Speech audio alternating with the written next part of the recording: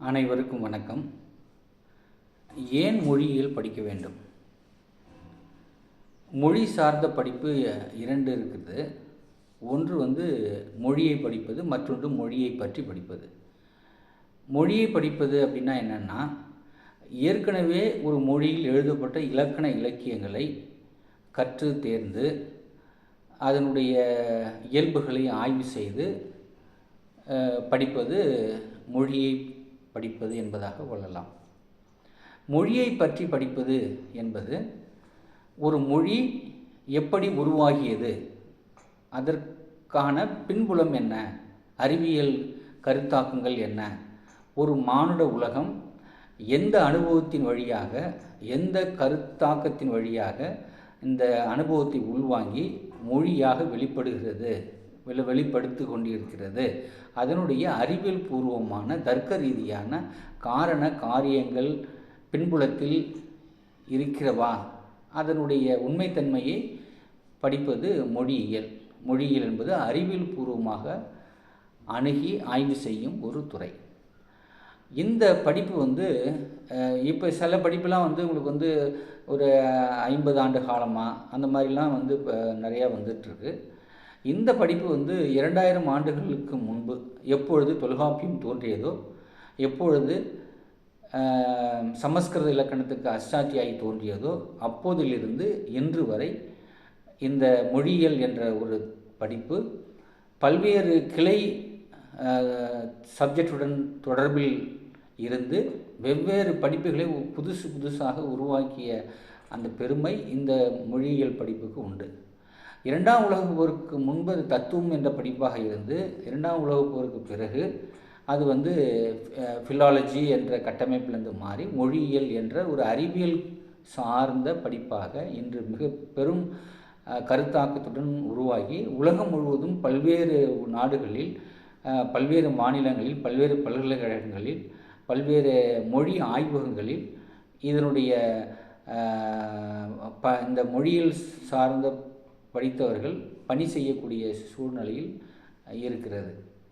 சரி, இந்த படிப்பு ஒரு மேலோட்டமாக பொது தன்மையில் புரிந்து கொள்வதற்காக இந்த பதிவு செய்யப்படுகிறது.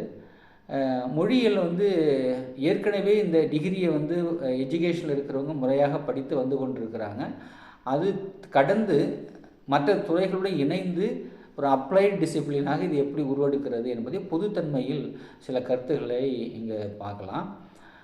ஒரு மொழியியல் பொதுத்தன்மையில் பார்க்கணும்னா நாங்கள் ஒலியை பற்றி இதில் பார்ப்பாங்க. ஒலியை பற்றி, எழுத்துக்களை பற்றி, சொற்களை பற்றி, சொல்லின் பொருளை பற்றி, சொல்லின் பொருள் எப்படி பொருள் எந்த சூழ்நிலையில் பொருளை தருகிறது, பேசுபவர் மனதிலும் கேட்பவர் மனதிலும் என்ன மாதிரியான பொருள் கட்டமைப்பு உருவாக்குறது என்பதை பற்றியான ஒரு அடிப்படை கட்டமைப்பு இந்த படிப்பில் இருக்குது. உதாரணமாக நாங்கள் என்ன சொல்லுவோன்னா, ஃபோனாலஜி, மார்ஃபாலஜி, சின்டாக்ஸ், செமாண்டிக்ஸ், பிராக்மேட்டிக்ஸ் போன்ற அடிப்படை மொழியியல் பிரிவுகளை உள்ளடக்கியது.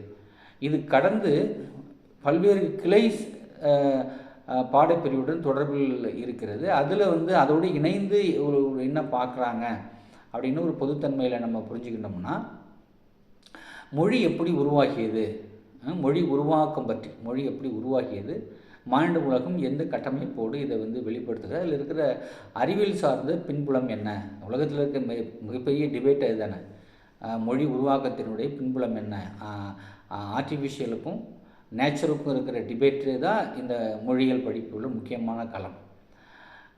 மொழி எப்படி உருவாக்கம் பெற்றது அதை பற்றியானது, மனதுக்கும் மொழிக்கும் உள்ள தொடர்பு பற்றியான படிப்பு இதில் இருக்குது. மனதிற்கும் மொழிக்கும், காக்னிட்டிவ் ஆஸ்பெக்ட், காக்னிட்டிவ் லிங்குவிஸ்டிக்ஸ், மனதுக்கும் மொழிக்கும் இருக்கிற தொடர்பு பற்றி இந்த இதில் பார்க்கப்படுது. மொழி பயன்படுத்தப்படும், ஒரு மொழியில் பயன்படுத்தப்படும் சொல் உருபுகள் மற்றும் சொல் உருவாக்கம், சொல் உருபுகள் இணைப்பு போன்றவை பற்றி இதில் பார்க்கப்படுகிறது. மொழி உருவாவதற்கு காரணமாக இருக்கின்ற மூளையின் அமைப்பு, நரம்பிய செயல்பாடுகள் பற்றி. மூளையின் அமைப்புனா இப்போ நியூரோ லிங்குவிஸ்டிக்ஸு, கிளினிக்கல் லிங்குவிஸ்டிக்ஸ் அந்த மாதிரி சொல்லுவோம் இல்லையா, மூளையினுடைய செயல்பாடு, நரம்பியல் செயல்பாடு, மொழி சார்ந்த செயல்பாடுகளுக்கு இது எப்படி பங்களிப்பு செய்யுது அதை பற்றியான படிப்பு இதில் பார்க்குறோம். மனிதர்கள் வாழும் சூழலில் பயன்படுத்தக்கூடிய பண்பாட்டு அடையாளங்களை பற்றி இதில் பார்க்கப்படுகிறது. மனிதர்கள் வாழும் சூழலில் பயன்படுத்தக்கூடிய பண்பாட்டு அடையாளங்களை பற்றி, அந்த அடையாளங்களை பயன்படுத்தக்கூடிய சொற்களின் அமைப்பு, அதனின் பொருள், அதை பற்றியான விளக்கம் இதில் பார்க்கப்படுகிறது. வட்டாரம் சார்ந்த மொழி வகை வேறுபாடுகளை பற்றி இதில் பார்க்கப்படுகிறது.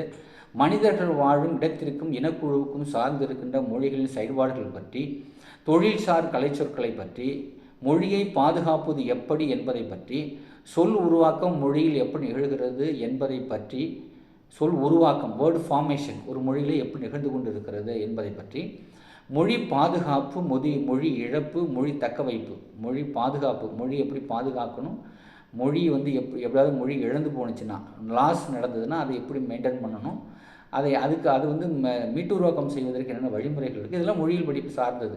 இதெல்லாம் அதில் பார்க்கப்படுகிறது.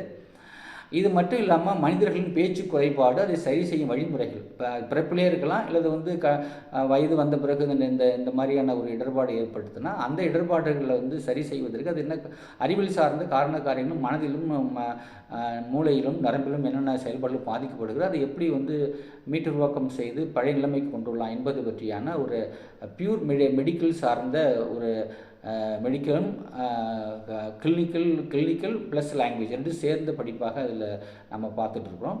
இது இல்லாமல் சட்ட பணிகள்னால் பொதுத்தன்மையில் சொல்கிறோம். சட்ட சார்ந்த பணிகளில் சட்டம் இயற்றும் மொழிகளில் பயன்படுத்தக்கூடிய சொற்களின் பொருள் மற்றும் சொல் தேர்வு, சட்ட ஆவணம் போன்றவை பற்றி இது விளக்கப்படுகிறது. சட்ட பணிகள் அதில் என்னென்ன இருக்கோ அதெல்லாம் சட்டம் இயற்றும் மொழிகள் பயன்படுத்தக்கூடிய லா லாங்குவேஜ், லீகல் லாங்குவேஜ், அது சார்ந்து படிக்கிற படிப்பு இதில் இருக்குது. மொழியை எவ்வாறு தாய்மொழியாளர் கற்பிப்பது, மொழியை இரண்டாம் மொழியாளர்கள் எப்படி கற்பிப்பது, அல்லது மூன்றாம் மொழியாக படிக்கும் மாணவர்களுக்கு எந்த முறைப்படி மாணவர்கள் கற்பிக்கப்பட வேண்டும் என்பதை பற்றியான ஒரு விரிவான முழுமையான கட்டமைப்பு கூடிய ஒரு சிலபஸ் இந்த மொழியில் பார்க்கப்படுது. தாய்மொழியாளர்களாக இருக்கலாம், இரண்டாம் மொழியை கற்பிப்பவர்களாக இருக்கலாம், மூன்றாம் மொழியாக கற்பிப்பவர்களாக இருக்கலாம், கற்றவர்களாக இருக்கலாம். அவர்களுக்குள்ள வழிமுறைகள் என்ன என்பதை பற்றியான ஒரு மிக சிறந்த பாடத்திட்டத்தோடு கூடிய அந்த படிப்பு இது இருக்குது. இது இல்லாமல் மொழியை எவ்வாறு விளம்பரத்தில் பயன்படுத்த வேண்டும். இன்றைக்கி மீடியா ரொம்ப முக்கியமானது. எவ்வளோ மீடியாவில் எந்த அளவுக்கு ரொம்ப ஆழமாகவும் அகலமாகவும் பேசக்கூடிய களமாக இருக்கிறது.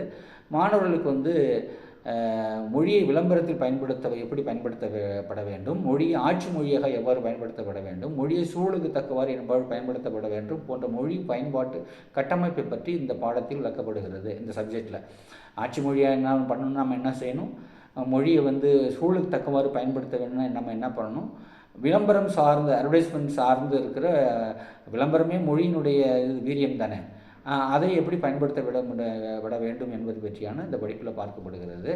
இது இல்லாமல் மொழி வரலாறு, மொழி பண்பாட்டு வரலாறு, மொழி நாட்டுப்புற வரலாறு, மொழி கட்டமைப்பு போன்றவை பற்றி ஆய்வு செய்யும் வழிமுறைகள் இந்த பாடத்திட்டங்களில் விளக்கப்படுகிறது. விரிவாக அறிவியல் அணுகுமுறையோடு விளக்கப்படுகிறது. நிறைய சொல்லிக்கிட்டே போகலாம். சொல்கிறது ஒரு மேலோட்டமான ஒரு புரிதலுக்காக வேண்டி மொழிகளில் என்னென்னலாம் மேலோட்டமாக இணைந்து சார்ந்திருக்கிற படிப்புகளில் இருக்கக்கூடிய செய்திகளை தொகுத்து இந்த பாடத்திட்டத்தில் எப்படி பார்க்குறாங்க, இது ப்ராக்டிக்கல் சமூகத்திற்கும் தனி மனித வாழ்வியலுக்கும் எவ்வளவு பயன்படுகிறது என்பதை ஒரு மேலோட்டமாக பார்க்கிறோம்.